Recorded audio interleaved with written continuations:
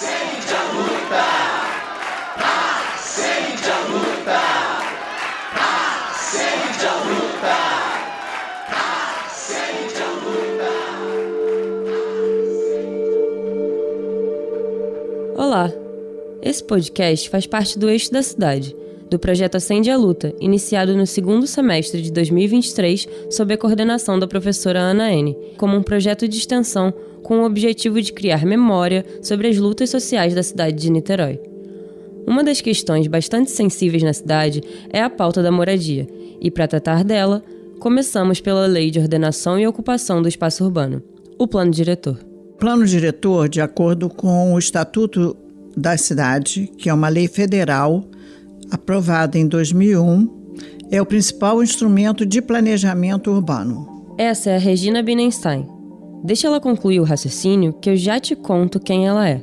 Toda cidade com mais de 20 mil habitantes tem que ter um plano diretor. É o instrumento que vai dizer como a cidade vai acontecer nos próximos 5 ou 10 anos.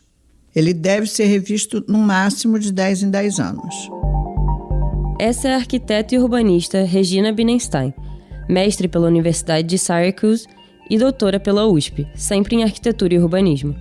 Ajudou a criar e coordena, também aqui na UF, o NEPU, o Núcleo de Estudos e Projetos Habitacionais e Urbanos da Universidade. A Regina vai nos ajudar a explicar melhor o tal plano diretor, estabelecido na Constituição de 1988 e surgido em primeira versão em Niterói em fevereiro de 1992. Nosso primeiro plano diretor foi construído com base em consultorias contratadas para apresentar propostas urbanísticas para a cidade.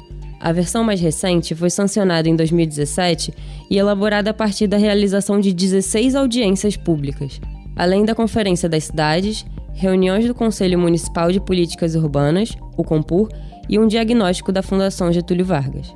A partir da Constituição de 88, ele é diferente do plano diretor anterior dessa data. Antes dessa data, os planos diretores só tratavam do que a gente chama de cidade oficial. A partir da Constituição de 88, então você passa a ter que tratar a cidade toda, inclusive o que a gente chama hoje de cidade popular, que são as favelas, as ocupações irregulares, ocupações de prédios. Então, você tem que olhar toda a cidade. De volta a Regina. Como você pode desenvolver a cidade de modo a garantir para todos os cidadãos, o acesso aos direitos. Os direitos aos benefícios que a cidade oferece e não só aos ônus. Em geral, o que você tem é uma ênfase naquilo que pode beneficiar o setor imobiliário privado. Regina Bienenstein pontuou aí diversas demandas da população, conhecidas a partir de seus estudos e pesquisas no espaço urbano. Afinal, o plano diretor é o principal instrumento de regularização das políticas de urbanismo da cidade e aponta diretrizes para setores da administração municipal como mobilidade urbana, desenvolvimento econômico, habitação, saúde e educação. Mas foi apenas na revisão da lei, proposta em 2014, que houve participação popular, através de audiências públicas, trazendo ao novo texto de 2017 pontos de vista mais inclusivos. E vale lembrar que aquele texto previa crescimento de 53% em áreas para moradias populares.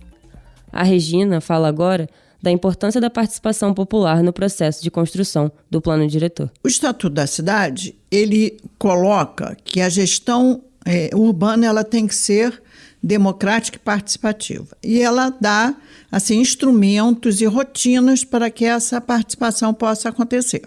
Então, você tem audiências públicas, você tem oficinas, você tem uma série de eventos que você pode fazer para que a população possa participar. Então, isso é uma coisa. A outra coisa é quem vai fazer o plano. Em geral, é uma empresa, faz-se uma chamada e escolhe-se a empresa que dá o menor preço. Essa é a regra para qualquer tipo de serviço que o município vai contratar. O que aconteceu em Niterói foi que a Fundação Getúlio Vargas, supostamente pelo seu notório saber, ela foi escolhida e foi quem fez o plano diretor. A Fundação Getúlio Vargas, ela fez audiências públicas.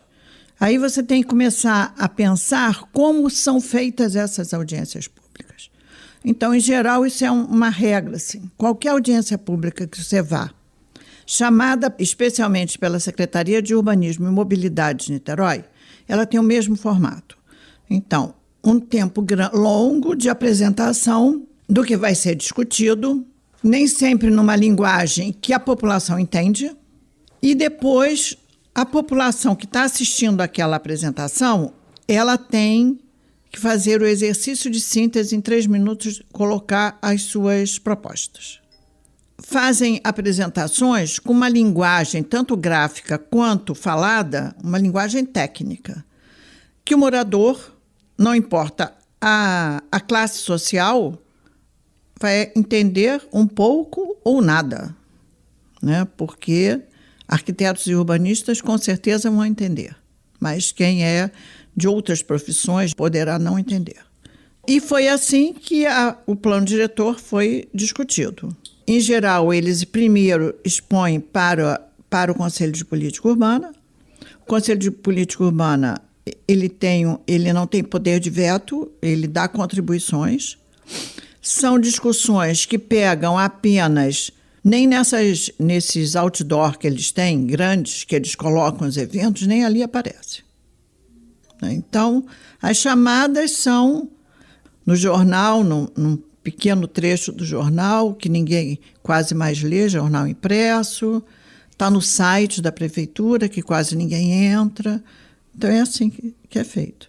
Nós tivemos a Conferência das Cidades, chamada pelo Ministério das Cidades e tal. Saiu a divulgação 2 dias antes da conferência. A gente está até fazendo uma avaliação desse processo, né? E a gente começou a comparar. Onde saiu? No site. Quantos dias antes? 2, 3 dias antes. Né? Então, com isso, você não mobiliza ninguém. E você não explica para que serve. Você não explica cada ação o que pode resultar. Você só apresenta perspectivas maravilhosas, fotos maravilhosas, e o mundo será lindo.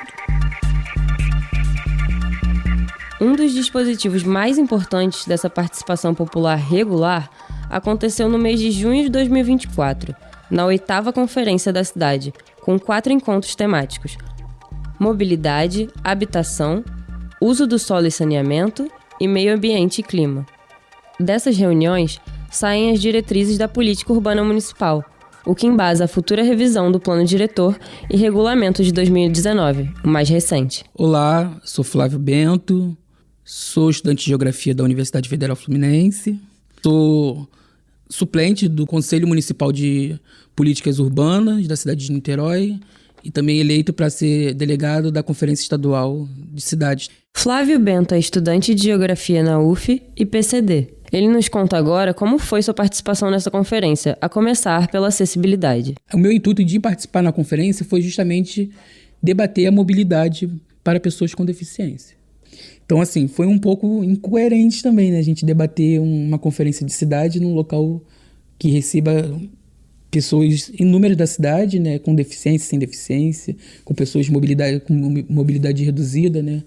Então, ficou um pouco a desejar o local da conferência sem acessibilidade. Fui muitos anos da União da Juventude Socialista, só saí agora porque completei 30 anos, né? E aí a gente, quando completa 30 anos, sai do movimento estudantil, né? Movimento de juventude, vai cumprir outras tarefas também, né? Mas o que me levou a participar da conferência foi também a questão de ser uma pessoa agora, né? Tem 1 ano e meio que eu amputei a perna e andando, né, pela cidade, vi a necessidade também de estar dentro, como uma pessoa com deficiência, estar dentro dessa conferência para debater também a questão da mobilidade, né, da gente, pessoas com deficiência, né. A conferência é um lugar também de disputa, né, não só a gente do movimento social está presente ali para debater uma cidade acessível para todos, né, também debater não só a mobilidade, mas também a ocupação de solo, né? Mas também é um lugar de disputa porque setores empresariais, né, com diversos pensamentos, né, galera que só quer ver o lado do capitalismo mesmo, né, estava no debate também da conferência também. Então, se tornou um lugar de disputa porque é isso, né? Hoje a gente vê com vários problemas da cidade, né? Você está dentro da conferência, você debater, né, sobre essas questões, né?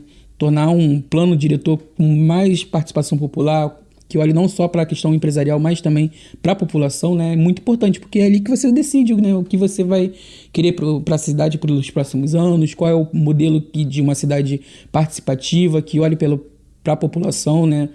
É muito importante, né? A gente vê hoje Niterói, né? Há pouco tempo, foi até uma questão levantada na conferência, que foi a questão do Bumba, né? O quanto foi prejudicado, foi um marco na cidade de Niterói, né? O Bumba. Então, você está dentro da conferência, né? Para debater questões como foi o Bumba, para que não se repita mais na história de Niterói, é muito importante, né? Para a gente discutir o presente e o futuro também da cidade de Niterói. No processo de lançamento do projeto Niterói 450, uma reurbanização da área central da cidade e bairros vizinhos, a Câmara dos Vereadores propôs ajustes no plano diretor de Niterói, opondo ambientalistas e o mercado imobiliário. Ocupações desproporcionais nas áreas de lagoa, por exemplo, trariam risco à população pesqueira tradicional da região oceânica da cidade. Trago aqui alguns exemplos, Regina, de como estava o texto e o que foi sancionado pelo prefeito. Havia a proposta de aumento de gabaritos na orla da praia de Piratininga e na lagoa, e foi derrubada. Na praia de Piratininga, por exemplo, o projeto de lei previa a construção de até 6 andares, mas o legislativo decidiu manter o padrão atual de 4 andares, permitindo o uso misto, residencial e comercial. Na Avenida Raul de Oliveira Rodrigues, a antiga Avenida 7, a proposta era permitir a construção de até 8 pavimentos. No entanto, foi aprovada a emenda para construir até 4 andares, de uso misto, com a criação de uma zona especial de interesse social, a chamada ZEIS, beneficiando os moradores da beira da lagoa. Em São Francisco, a previsão inicial era de até 6 andares, mas a nova lei vai permitir a construção de 4. Em Charitas, na região das Barcas, onde a previsão era de 10 andares, serão liberados 6 pavimentos. Já na área da Pedreira, o projeto permitiria 15 andares, mas foi acordada a construção de até 6 andares de uso misto, com possibilidade de 45% de ocupação. Na rodovia Amaral Peixoto, entre os bairros Baldeador e Maria Paula, houve redução de 11 para 6 andares. Por outro lado, emendas que tentaram evitar construções em áreas de Sambaqui, em Camboinhas e no Morro do Graguatá, ou evitar aumento de gabarito em bairros como Santa Rosa e Centro, foram algumas das emendas rejeitadas em votação no plenário. Também não foi aprovado do projeto original o limite da área de preservação permanente do Morro do Arroz, que fica perto do Morro do Estado. Mas o projeto também conta com um capítulo sobre mudanças climáticas, incluindo o Programa Niterói Mais Verde, o Projeto Orla, o Projeto Niterói de Bicicleta e o Programa Região Oceânica Sustentável, além do zoneamento costeiro e marinho, que inclui o fomento da economia do mar, da pesca artesanal à indústria naval, além do transporte aquaviário e esportes náuticos. A versão final da Lei Urbanística de Niterói ficou de bem com o meio ambiente, Regina? A minha área de atuação é habitação de interesse social. Então, eu sempre vou olhar, eu vou buscar coisas que estejam ou prejudicando ou ajudando a tratar o grande problema habitacional que a gente tem. E aí, o que eu encontrei na lei? Ela não respeitou um estudo feito pela própria prefeitura, que foi o Plano de Regularização Fundiária, que encontrou em Niterói 206 favelas, onde mora quase 37% da população da cidade. O que nós conseguíamos que retornasse a patamares anteriores ou até melhor, foi uma pequena parcela. A gente vai para o Caminho Niemeyer. Então, entre o Caminho Niemeyer e a parte consolidada do centro, nós teremos prédios com mais de 20 andares, 24, 25 andares e 20 prédios colados ao terminal. A gente tinha feito, por exemplo, uma proposta que entre o terminal de ônibus, ali nas Barcas, e o início dos prédios, você tivesse uma área de respiro, uma área livre, né, de recreação, de transição. E que os prédios eles tivessem não todos 24, 25 andares, mas que eles viessem escalonados, de modo até você manter a frente marítima, que entra muito no discurso, né, da Secretaria de Urbanismo. Por outro lado, na Marquês de Paraná, nós vamos ter prédios com 25 andares, dos dois lados. Quer dizer, Marquês de Paraná, que é um ponto nevrálgico do trânsito de Niterói. Como nós vamos resolver esse problema de trânsito, não me pergunte, porque eu não sei. Demarcou algumas áreas de favelas como zonas de centralidade, permitindo o aumento de gabarito. Quando ele faz isso, o que ele está apontando? Ele está apontando para o capital imobiliário, porque ele faz isso nas regiões mais valorizadas. Em Niterói, nós não temos remoção com trator, por exemplo, como eu vi acontecer em Vila Autódromo, mas nós temos remoção pela própria dinâmica urbana, que vai valorizando o solo e criando um processo que a gente chama de gentrificação, que é de expulsão do pobre e substituição por classe média, média alta. E com isso, a população pobre vai começar a ser expulsa. Ela vai ser expulsa tanto porque o preço do custo de vida vai aumentar, o preço da terra vai aumentar e o assédio vai aumentar também para ele vender. E como ele tem pouca renda e tem muita emergência para atender, ele vende achando que ele vai conseguir resolver a vida, muitas vezes, e não consegue. Ele vai para São Gonçalo, Itaboraí, talvez Tanguá. Eu acho que esse ano foi um ano pródigo em exemplos de ações visando a eleição. A nova versão da lei, que estabelece parâmetros e normas para a ocupação do solo urbano, a Lei Urbanística de Niterói, foi sancionada pelo prefeito Axel Grael e regulamenta o Plano Diretor de 2019, o mais recente na cidade. A nova legislação tem compromisso com a preservação do meio ambiente, garantindo que 95% da área urbana permaneça como está hoje. Essa lei também vai balizar a próxima revisão do atual plano diretor. É bom que se diga. Vamos ouvir da especialista o que ela espera que seja revisto na próxima edição. Olha, em primeiro lugar, em que a gente quer transformar a nossa cidade, né? É lógico que a gente precisa que ela seja atraente para os negócios, mas esse não pode ser o principal, a nossa principal meta. Niterói tem que ser boa para se viver. É lógico que a gente quer uma cidade pujante, em termos econômicos. Mas o ser bom para os negócios não pode estar acima do ser bom para se viver. Um trânsito caótico, engarrafamento a qualquer hora do dia, né? Você dizer que a saída única ou a saída principal é o caminhar e o andar de bicicleta, numa cidade também que tem a população está envelhecendo, quer dizer, como que você faz para poder lidar com essas duas situações que, de uma certa forma, uma não permite que a outra seja usada? Cada vez que eu envelheço, eu tenho menos capacidade de vencer mais quilômetros. Então, é uma coisa que é contraditória, né? Quando você deveria estar, sim, investido em transporte público. E para você, Flávio? O plano diretor para a gente, né, da geografia é muito importante, porque, ainda mais numa cidade de Niterói, né, eu falo que eu sou privilegiado de fazer geografia numa cidade como Niterói, né, porque a gente olha para a janela que a gente vê muita coisa importante, mas não só a questão paisagística, né? Niterói é uma cidade que é muito democrática também, mas também uma cidade que tem muita desigualdade.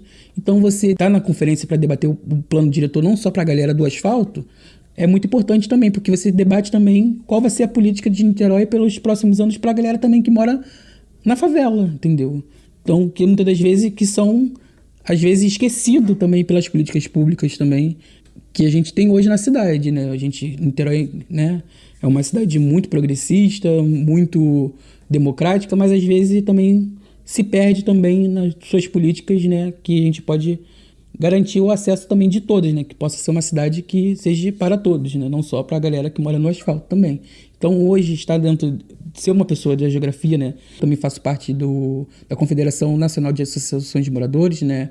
Que é a CONAN, que é uma entidade que hoje luta pela moradia popular também, né? Para que seja mais democrático, né? O acesso às moradias hoje também, né? Então, tá nesse conselho, né? Debatendo também, é o rumo também que a gente pode traçar para Niterói, seja uma Niterói para todos, né? Não só hoje beneficiando só a galera de Icaraí, né? De Cambuinhas, e da galera que tem dinheiro na cidade, mas que possa olhar pelas políticas públicas para o povo também, para que não esteja só nessas áreas nobres também, da cidade também. O que me motivou também de estar no Conselho de Cidades, que é na Conferência de Cidades, que é justamente também debater essa questão da mobilidade, né?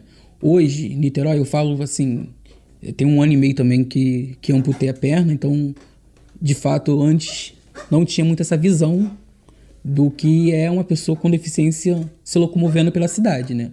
E aí eu até brinco, né? A gente só consegue enxergar essas coisas quando a gente passa por essa situação, né? De ser uma pessoa que andava e agora tem uma mobilidade um pouco reduzida também, não porque eu quero muitas das vezes, né? Porque os limites também da cidade também me impõem essa pouca mobilidade também, né? Então, uma das coisas também de ser uma pessoa militante, ser uma pessoa militante e também querer participar da conferência, que era justamente debater essa questão da mobilidade da cidade. Inclusive, a conferência foi debatida habitação, mobilidade, ocupação de solos, e justamente o que mais me levou a estar dentro da conferência foi essa questão da mobilidade, né? Para fechar, Regina, qual você acha que é o papel da universidade pública nessa construção de um plano diretor para sua cidade-sede, como é o caso da UF Niterói, por exemplo? A universidade pública, ela tem um papel importante. A gente tem muitas dificuldades, a gente passa muitos perrengues, a gente fez uma greve, né, justa, mas que a gente não conseguiu os objetivos todos, né, mas a gente não abre mão dessa universidade pública e ela tem um papel a desempenhar na cidade, né? Não é à toa que, quando precisam de estudos mais elaborados, né, precisam apresentar, a gente também é procurado, né? E a gente tem essa possibilidade também de mostrar caminhos, né? Então, por exemplo, o nosso trabalho, quando a gente faz assessoria técnica, a gente mostra que é possível fazer projetos técnicos, apresentar propostas com a participação da população. A gente mostra uma forma de fazer em que a população é protagonista daquilo que vai acontecer, afinal de contas, no seu espaço. No espaço que ela construiu, que ela mora, que ela vive, né? Então, dá respostas para esses problemas prementes que estão aí borbulhando no nosso dia a dia. E esse é o trabalho da universidade, a formação, a contribuição em termos de soluções e o serviço direto com a população, que afinal é ela que nos paga. E para você, Flávio, que ainda vive o dia a dia na universidade, como você acha que ela participa do processo? Está tendo essas obras de 450 anos de Niterói, está sendo uma obra fantástica, linda, né, no seu papel, mas uma das questões que me pegou na cidade também foi andar pelo centro de Niterói, ali perto das barcas. Você vê que eles estão usando agora pedra portuguesa. Pedra portuguesa é uma questão de Portugal, da época que veio com Dom Pedro. Então, assim, a engenharia já avançou muito nessa questão dos pisos certos, né? Não sei falar o nome, mas eu acho que é justamente isso, né? Novos modelos de tecnologia para criar Hoje a gente pode ver, tem vários pisos ecológicos, né, concretos ecológicos, que suga água da chuva, mandando águas para os lençóis freáticos, né? Então tem novos modelos, né? Não só o concreto, né? Não só o asfalto, né? Coisas boas para a cidade, não só a pedra portuguesa, que é uma coisa antiga, né? Que muitas das vezes, se você usar muito, né? Você tem uma demanda de manutenção, né? E muitas das vezes se torna, às vezes, esquecido, né? Então você acaba também prejudicando o ir e vir das outras pessoas, não só com deficiência, mas de uma pessoa idosa, uma pessoa com baixa mobilidade reduzida, pessoas cegas também, né? Que também muitas das vezes usa suas bengalas para se locomover pela cidade e aí acaba se tropeçando, né? Eu falo também, né, que gasto indenizando uma pessoa é um dinheiro que poderia hoje estar sendo revertendo para uma mobilidade corretamente acessível para todos, né? Com a cidade, né? Acho que hoje a UF tem muito projeto de extensão, né, que norteia, né, na cidade também, não só aqui, mas em outros municípios que a UF também está presente também. Eu acho que esse casamento faz bem à saúde do município, né, de estar a universidade oferecendo seus serviços, né, e aí também botar, por exemplo, essa questão de acessibilidade que a gente está falando, né, botar a engenharia, a arquitetura da cidade a serviço também da prefeitura também para ajudar nessa questão, acho que é muito importante, né, botar a universidade à disposição da cidade, que eu acho que é muito importante para ajudar, botar a arquitetura, a engenharia civil nessa questão, que hoje com certeza deve ter muita pesquisa sobre acessibilidade, né, a serviço hoje em Niterói, por exemplo, tem uma secretaria que você não vê em todas as cidades, que é a Secretaria de Acessibilidade, né. Acho que é botar a arquitetura da universidade, a engenharia civil, não só com a Secretaria de Acessibilidade, mas com a Secretaria de Conservação, de Obras e Infraestrutura da cidade, é um casamento perfeito para criar uma Niterói acessível, né, para todos. Com trabalhos técnicos de Marcelo Santos, João Lucas e Felipe Vilarino, gravado no estúdio do novo Instituto de Artes e Comunicação Social da Universidade Federal Fluminense, para o eixo Cidade do projeto Acende a Luta, sob a direção da professora Ana Lúcia da Silva N., na disciplina Mídia e Práticas Participativas, do primeiro semestre de 2024, este podcast teve trabalho de pesquisa de Michel Silva, roteiro de Selma Boiron e apresentação de Gabriela Serrano. Nossos agradecimentos à professora Regina Bienenstein e Flávio Bento por participarem conosco. Para saber mais, acesse o @acendealuta no Instagram. Obrigada por ouvir até aqui. E vamos manter memórias vivas.